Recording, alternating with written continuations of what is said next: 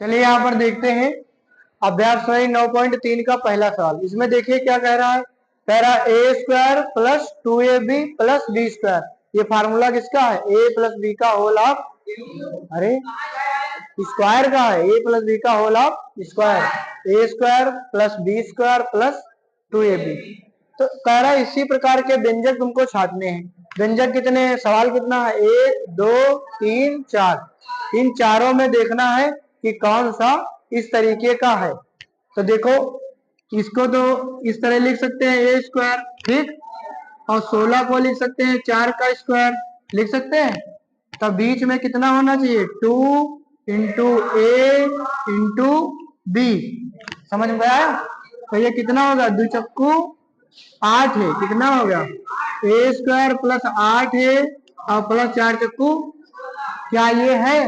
नहीं, यहाँ तो 10 ही आ रहा है और जबकि आना चाहिए था 8 है। इसलिए यह व्यंजक इस तरीके का नहीं है। समझ में आ गया? दूसरा देखो, x square minus 5x plus 4 है। इसको लिख लेंगे हम लोग इस तरीके से, ठीक। इसको लिख लेंगे 2 का वर्ग, लिख लिया। तो ए स्क्वायर प्लस बी स्क्वायर, और बीच में इसमें तो प्लस का 2ab है और इसमें क्या आ रहा है? माइनस। अगर हम प्लस का 2ab लिखें तो 2 इंटू ए इंटू बी। तो ये कितना आएगा?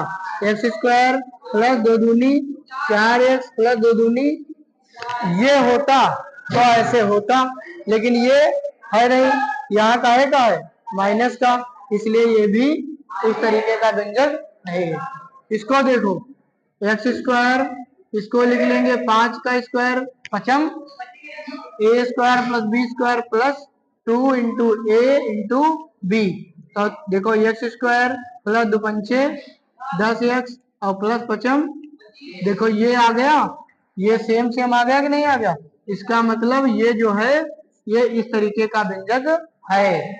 इसी प्रकार इसको भी देखो, इसको लिख सकते हैं 7 यम का स्क्वायर 7 सती 49 यम स्क्वायर। इसको लिख लेंगे 10 यन का स्क्वायर 10 दहम 100 यन स्क्वायर। बीच में 2ab 2 इंटू 7 यम और इंटू 10 यन है ना। तो कितना हो जाएगा? 7 सती 49 यम स्क्वायर, या इसी प्रकार लिख लें, 1 मिनट, 7 सती 49, हाँ 49 यम स्क्वायर और प्लस 7 दूनी 14 14 दहम कितना होगा? 140 140 यम यन और प्लस 10 दहम 100, या इसको ऐसे रखो 10 यन का स्क्वायर और इसको रखो 7 यम का स्क्वायर। तो अब देखो ए स्क्वायर प्लस बी स्क्वायर और प्लस 2ab के फॉर्म में आ गया। वही चीज आ गई कि नहीं आ गई? तो सेम टू सेम, तो यानी ये भी क्या है? उस तरीके का व्यंजक है। तो ये दो हैं और वो दो नहीं, रोक लो बस।